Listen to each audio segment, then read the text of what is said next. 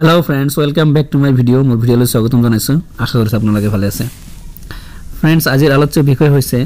good news এটা আহিছে আপোনালোকৰ কাৰণে গুড নিউজ দিছে অসমৰ মুখ্যমন্ত্ৰী ডাঙৰীয়াই এটা মিটিংত সম্বোধন কৰি থাকতে ভাষণ দিও থাকতে তেখেতে এটা প্ৰতিশ্ৰুতি দিছে অহা নতুন বছৰত প্ৰায় 40000 চৰকাৰী চাকৰি নতুনকৈ দিয়া হ'ব বুলি ঘোষণা কৰে আৰু ইতিমধ্যে 90000 দিছে এটো দিছে 1 লাখ চাকৰিৰ যেটো প্ৰতিশ্ৰুতি আছিল 90000 এপয়েন্টমেন্ট অলৰেডি দিছে কাম কৰি আছে যেখিনি বাদ গৈছে সেইখিনি মিলাই প্লাই আকৌ 40000 নতুনকৈ দিব তো ইয়াৰ ভিতৰত প্ৰশ্ন হল যে 40000 ভিতৰত কোনটো বিভাগত কিমান চাকৰি হ'ব এই বিষয়ে আলোচনা কৰিম তো হেল্লো फ्रेंड्स প্ৰশ্ন হল কোনটো বিভাগত কিমান চাকৰি ওলাব পাৰে বহুত প্ৰশ্ন কৰিছিল আৰু কি বিভাগত চাকৰি ওলাব পাৰে গ্ৰেড 3 আৰু গ্ৰেড 4 ৰিটেন এক্সাম কেতিয়া হ'ব বহুত কমেন্টছ কৰি জানিব খুজিছে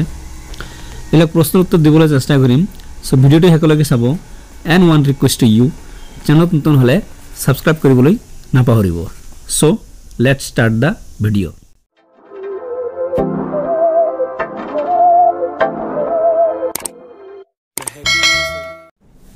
প্ৰথম প্ৰশ্নটো হৈছে যে কোন বিভাগত কিমান চাকৰি ওলাব এটা সব কোনো ধৰণৰ নোটিফিকেশন আহা নাই কোনো আহা নাই অকল জাস্ট খালি মুখ্যমন্ত্ৰী ডাঙৰীয়া এটা প্ৰতিশ্ৰুতিমূলক ভাষণ দিছে যে অহা বছৰত 40000 চাকৰি দিব কিছুদিন আগত কোকৰাঝাৰতো আহিছিল কোকৰাঝাৰতো তেখেতে এই কথাই কৈছে যে 40000 নতুন বছৰত চাকৰি দিয়া হ'ব তাৰ ভিতৰত বিটিআৰতো কিছুমান চাকৰি দিয়া হ'ব বিটিআৰতো 1200 পোষ্ট দিয়া দনতো ওলাব 1200 পোষ্টৰ এডভাৰটাইজমেন্ট ওলাব বুলি কৈছিল কিন্তু এতিয়ালৈকে ওলোৱা নাই এতিয়া কেতিয়া ওলাই হয়তো এই ডিসেম্বৰ জানুৱাৰী মাহতে গোটেইকেইটা এডভাৰটাইজমেন্ট ওলাই দিব চাওক বিভিন্ন সোৰ্সৰ পৰা খবৰ লৈ বুজা গল যে এডভাৰটাইজমেন্টখিনি জানুৱাৰী 2024 ৰ ভিতৰত ওলোৱাৰ কথা আছে মানে ওলাব পাৰে গোটেইকেইটা এডভাৰটাইজমেন্ট জানুৱাৰী মাহতে ওলোৱাৰ সম্ভাৱনা আছে তো জানুৱাৰী মাহত যদি এডভাৰটাইজমেন্ট হলাই ৰিক্ৰুটমেন্ট হওঁতে অলপ দেৰি হৈ যাব আৰু 2-4 মাহ লাগি যাব হেতু পিছৰ কথা তো যিখিনি পোষ্ট ওলাব সেইখিনি কিমান পোষ্ট ওলাব আৰু কোন বিভাগত কিমান চাকৰি ওলাব কোনটো বিভাগত কিমান চাকৰি ওলাব বিভাগ আছে বহুত কেইটা এডুকেশন ডিপাৰ্টমেন্ট হাইয়েস্ট পোষ্ট ওলাব এটো ডেফিনেটলি বেসিক্যালি যিকেইটা পোষ্টত ওলাব বেছি পোষ্ট হেইকেইটা বিভাগ হৈছে যিকেইটা বিভাগত বেছি পোষ্ট ওলাব হেইকেইটা বিভাগ হৈছে এডুকেশন হাইয়েস্ট পোষ্ট ওলাব ফৰেষ্ট বিভাগত ওলাব গ্ৰেড 3 এণ্ড গ্ৰেড 4 ওলাব অফিচাৰ কৰ্মচাৰী বিলাক লগতে আৰক্ষী বিভাগত এটা পোষ্ট ওলাব ভালেখিনি পোষ্ট ওলাব তো যিকিন হক মানে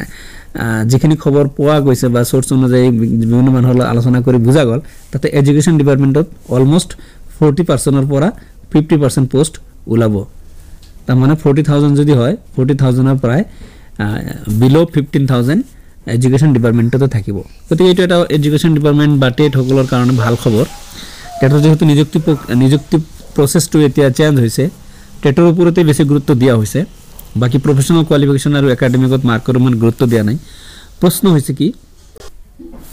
হৈছে বিটিআৰত কি ৰিক্ৰুটমেন্ট প্ৰসেসটো কি কোনটো হ'ব বহুত প্ৰশ্ন কৰিছিল তো ইয়াত কনফিউজন লগা একো নাই যেহেতু ৰিক্ৰুটমেন্ট প্ৰসেস চেঞ্জ হৈছে মানে গোটেই অসমতে ৰিক্ৰুটমেন্ট প্ৰসেসটো চেঞ্জ হ'ব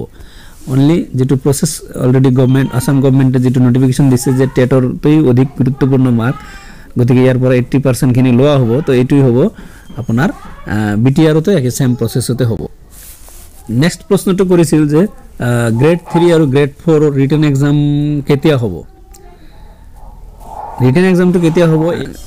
আভাগ দিয়া হৈছিল এটো হৈছে মাৰ্চ নাইবা এপ্ৰিল মাৰ্চ এপ্ৰিলত হওয়াৰ কথা আছিল কিন্তু এটো অকমান পিছুৱাই যাব পাৰে যদি এপ্ৰিলত ইলেকশন ডিক্লেয়াৰ হয় তেনহলে মাৰ্চত হওয়াৰ সম্ভাৱনা আছে আকৌ যদি মাৰ্চত ইলেকশন ডিক্লেয়াৰ হয় তেনহলে ইলেকশনৰ পিছতে হ'ব কাৰণ জানুৱাৰী ফেব্ৰুৱাৰী 2 মাহ আছে ইয়াতে ইমান ৰেডি কৰা সম্ভৱ নহব পাৰে কাৰণ গ্ৰেড 3 আৰু গ্ৰেড 4 ত হিউজ মানুহে এপ্লাই কৰে গতিকে এটো ধৰি লওক যদি এপ্ৰিলত ইলেকশন হয় তাৰ মানে মাৰ্চতেই হওয়াৰ সম্ভাৱনা আছে এতিয়ালৈকে মাৰ্চলৈকে সম্ভাৱনা আছে যদি সকলো ঠিক থাকে মাৰ্চ 2024 ত গ্ৰেড 3 আৰু গ্ৰেড 4 ৰিটেন এক্সাম হ'ব আৰু আপোনালোকে জনাই থাও যে এইটো চেনেলতে আপোনালোকে গ্ৰেড 3 আৰু গ্ৰেড 4 প্ৰিপাৰেচন ভিডিও পাই থাকিব so friends thank you for watching the video আজি ভিডিও মানে শেষ কৰো hope you like this video ভাল লাগিলে সাবস্ক্ৰাইব কৰি ৰাখিব ইনফৰমেশন লাগিলে শেয়াৰ কৰিব আৰু কিবা জানিব থাকিলে কমেন্ট সেকশনত জনাই দিব মই ইনফৰমেশন গুলি কালেক্ট কৰিবলৈ চেষ্টা কৰিম আৰু আপোনালোকক জনাবলৈ চেষ্টা কৰিম So, সকলোকে শুভকামনা যাচি মই ভিডিওৰ পৰা বিদায় লৈছো থ্যাংক ইউ সো মাচ